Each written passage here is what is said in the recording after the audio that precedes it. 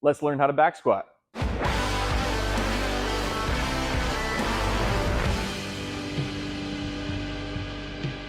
What's up, guys? Coach Brian from Big Ben Strength. And if you love weightlifting, you love learning about weightlifting, make sure you like and subscribe to the channel and check out our programs in the description below. Today, we're going to be going over the high bar back squat. There's two types of back squats. We've got the high bar and the low bar. Powerlifters typically will use a low bar back squat. However, for Olympic weightlifting, which is what we're training for, we're going to be doing a high bar back squat. The first thing with the back squat is making sure you've got the correct rack height. So we want to choose a rack height that is going to allow you to get under the bar without having to do a calf raise to get out of it. So you should be able to get a little bit of knee bend to get out of the rack as opposed to being on your tippy toes. The next thing that we want to take a look at is where we're going to put our hands. So most people will go about a thumb's distance away from the line on the bar where the knurling starts. However, if you have really tight shoulders, you may want to go a little bit wider. The wider you go, you're going to lose a little bit of stability, but you will gain a little bit of mobility in the shoulders, which will allow you to squat. So over time, generally, we'll try and work those hands in a little bit closer, but if you can't do that yet, no worries. Next thing that we're going to take a look at is bar placement on the back. So one of the ways that I like to find bar placement is to get under the bar, and we're going to slide up too far and then pull back down until we find the notch where that bar is going to sit. And it should feel like there is a small little gap right above your upper traps where you can put that bar. Foot placement wise, we're looking at trying to make sure that our feet are just slightly outside of our hips and that our toes are pointed out slightly depending on your mobility.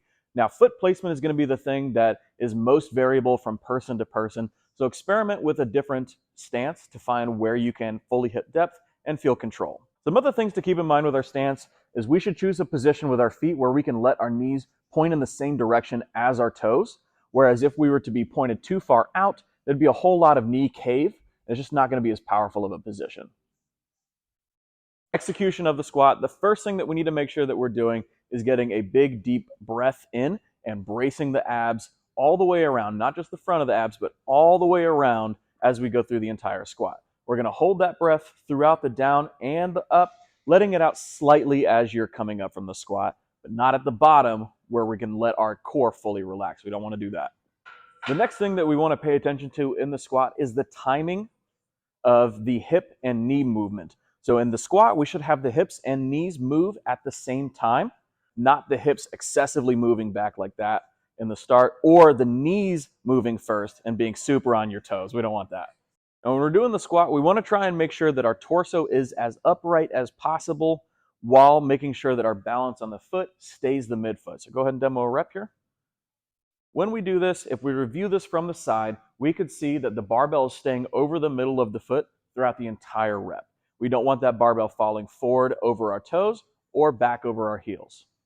Now, when we're looking at depth for the squat, everybody's depth is going to be a little bit different. What we want to see is generally hips below the line of the knee without compromising balance on the foot, which should stay midfoot, not back on the heels, not forward on the toes, and making sure that we're maintaining back extension here. We don't want to lose that and relax like this. And then we also don't want to shift back on the heels to make sure that we're getting deeper into the squat either. The last ingredient here in the squat is the speed. We've got two separate speeds that are going to be happening on the squat. Our descent should be slower than our ascent in almost every case. We want to make sure that we're controlling our descent to make sure that the lift is not harder than it needs to be when we hit the bottom. On the ascent, on the concentric, we're going to be trying to stand up as fast as possible in almost every case. Now we're going to go ahead and cover some common technical errors that people make in the back squat. The first one is a good morning squat, where on the way down, you are doing a perfectly fine squat, but how you come out of the bottom, if your hips come up first like that, we're putting a lot of stress on our lower back, and it's just not as efficient as it could be, and it doesn't mirror what we're trying to recreate on the Olympic lifts. So if that is the case, one cue that you can use is to try and imagine driving your traps into the bar as you stand. So it should look more like this. Exactly. If that is not helping you and it's more of a strength issue, then we can use a tempo squat on the way up. We're going to do normal squat on the way down, and then on the way up, 3 to 4 seconds, making sure that we are holding the positions that we want to train for the squat. The next common error in the back squat is not being able to hit full depth. One way that I like to help people make sure that they're hitting depth in their squat is to have them pause at where they normally go to and then try and inch a little bit lower, hold, and then come back up. So this is a 2-pause squat. We're going to pause again at parallel or wherever you normally stop, then go lower, hold, and then come back up.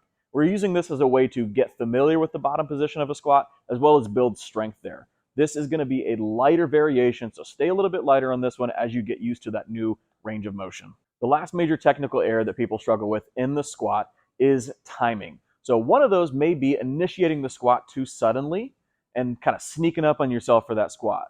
When this happens, we're having the bar break off of our shoulders a little bit, and it's going to make that squat a little bit harder when we try and turn that direction around. Instead, we want to have a smooth initiation of the squat rather than a sudden initiation of the squat. The other timing error that people have in the back squat is generally just hitting the bottom with no control. So rushing down on the bottom of that squat and getting a whole lot of bounce. We don't want to do this. Instead, it should be controlled on the way down, making sure that our abs stay braced, and when you hit the bottom, standing up as fast as you can. That's everything for this video, guys. Make sure you like, share, and subscribe. We'll see you on the next one.